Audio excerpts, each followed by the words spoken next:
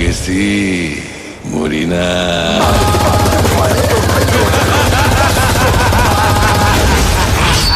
আজকে আমি রিভিউ করতে চলেছি এবার কোরবানিদের সবচেয়ে বড় অ্যাকশন সিনেমা বা একমাত্র অ্যাকশন সিনেমা, যেটা হওয়ার তো কথা ছিল আরিফিন শুভর কামব্যাক সিনেমা, কিন্তু এই সিনেমাটি হতে যাচ্ছে তার আরো একটা ফ্লপ। আরিফিন শুভ এবং বিদ্যা সিনহা মিম অভিনীত, সাইফ চন্দন পরিচালিত এবার কোরবানি ঈদের অ্যাকশন সিনেমা মালিকের ট্রেলার ড্রপ হয়েছে কিছুক্ষণ আগে। কেমন হলো এই সিনেমাটির ট্রেলার, আসুন জানা যাক আমাদের এই ভিডিও।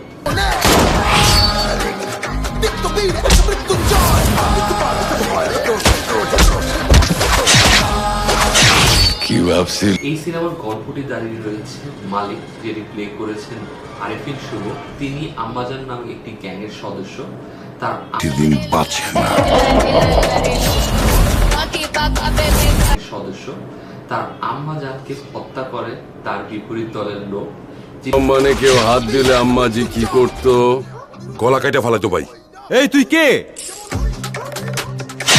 যত দেশি বিদেশি জাহাজের মাল এই ঘাটে ঢুকবো বাইর হইব সবকিছুর উপরে কন্ট্রোল আমার। আমি তার প্রেমিক বিদ্যা সিনহা মিমের জন্য, যিনি তার সাথে প্রতারণা করে তার সাথে প্রেমের সম্পর্কে জড়ালেও তার বিরুদ্ধে দাঁড়ায় এবং তাকে ক্ষতি সাধন করে, এবং এই ক্ষতি সাধন একটা পর্যায়ে তার জীবন হুমকির সম্মুখে নামায়, এবং এই ক্ষতি সাধন তার আম্মাজানের ক্ষতি, তার আম্মাজানের মৃত্যু, এত সবকিছু তাকে র্যাম্পেজে নিয়ে আসে। তিনি একের পর এক হত্যাযজ্ঞ চালায়, মেশিন গান চালায়, এবং এই সবকিছুর উপরেই দাঁড়িয়ে রয়েছে এবার কোরবানিদের আরিফিন শুভ অ্যাকশন সিনেমা মালিক।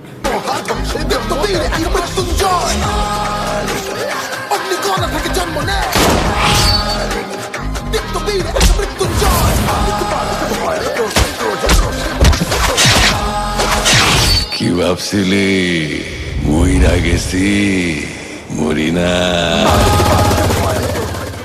একটি সিনেমা ভালো হতে পারে, খারাপ হতে পারে, সেটা ট্রেলার জাজ করাটা খুবই অসাধ্য সাধন ব্যাপার। কিন্তু অনেক কিছু জাজ করা যায়, কারণ প্রথম দর্শন জাজ করে আপনাকে বলা যায় মানুষটি কেমন। বলা হয় না, প্রথম দর্শনই একজন মানুষের শেষ দর্শনের কারণ হয়। এটিও শিখছে একটা সিনেমা কত ভাবে চুরি করা যায় তা হয়তো দেখিয়ে দিয়েছে এই সিনেমাটি। এই সিনেমার যে প্যাটার্ন ফলো করছে সম্পূর্ণটা বাংলাদেশের লাস্ট কয়েক বছর চলা কমার্শিয়াল সিনেমার প্যাটার্ন ফলো করছে। বাংলাদেশের লাস্ট কয়েক বছরের কমার্শিয়াল কি চলছে? Gangster cinema. গ্যাংস্টার সিনেমা কে কে করেছেন? অলরেডি করে ফেলেছে তুফান, অলরেডি হয়ে গেছে শরীফুল রাজের ইনসাফ, এবং সেম গ্যাংস্টার মোডে দেখা গেছে আপনার সিয়ামকেও লাস্ট সম্ভবত কোরবানিতে ওনার মুভি, সরি লাস্ট রোজারিতে তার সিনেমা রাক্ষস। প্রত্যেকটা সিনেমা সেম র্যাম্পেজ মোডে যাও, রক্ত বিচ্ছিন্ন করো, বিপরীত দলকে মারো, তোমার গার্লফ্রেন্ড তোমাকে কোনো না কোনো ভাবে চিট করবে, এবং তারপরে তুমি মেশিন গান চালাবে।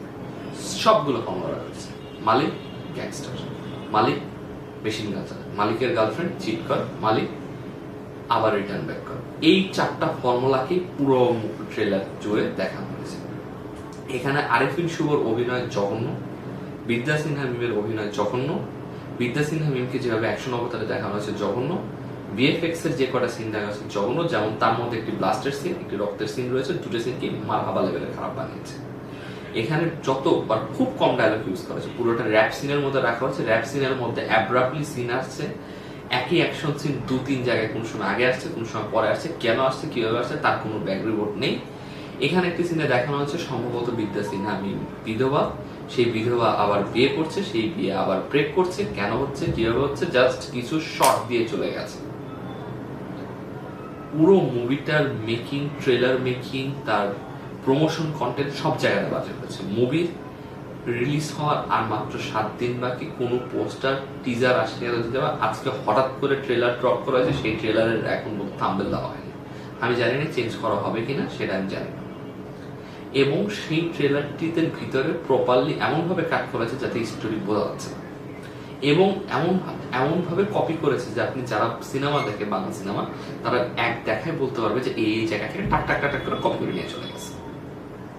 আমি জানি না আরিফিন শুভ কেন এটা করছে। অলরেডি শরীফুল রাজ ফ্লপ, তার ইনসাফ সিনেমা ফ্লপ দিয়েছে, সিয়াম আহমেদ ফ্লপ, রাক্ষস ফ্লপ দিয়েছে, এটি হতে যাচ্ছে তৃতীয় অ্যাকশন সিনেমা ফ্লপ। এভাবে যদি back to back action cinema flop হতে থাকে, এরপরে কেউ অ্যাকশন সিনেমা ট্রাই করবে কিনা সেটা একটা বড় প্রশ্ন হয়ে যাচ্ছে। কেন আপনি গল্প না বুঝে না শুনে এই ধরনের কাজ করবেন? কেন আপনার সেট দেখে বোঝা যাবে যে এটা একটা আর্টিফিশিয়াল সেট বানানো হয়েছে? কেন রক্ত দেখে বোঝা যাবে যে এরকম রক্ত জঘন্য হচ্ছে যখন এত বড় বড় বাজারে সিনেমা হচ্ছে? হিস্টোরিকে নতুনত্ব নাই। সেম গ্যাংস্টারের কোনো গার্লফ্রেন্ড এসে চিট করছে, সেম মেশিন গান বের করুন, সেম রক্ত বের করুন, আর কি নতুন কোন গল্প আসে না আপনাদের কাছে? আমাকে যদি জিজ্ঞেস করেন, আমি গ্যারান্টিতে বলতে পারতেছি, যদি কোন অবিশ্বাস্য রকমের চমক না হয়, এই সিনেমাটা গ্যারান্টেড এবার এটা ফ্লপ করতে যাচ্ছে।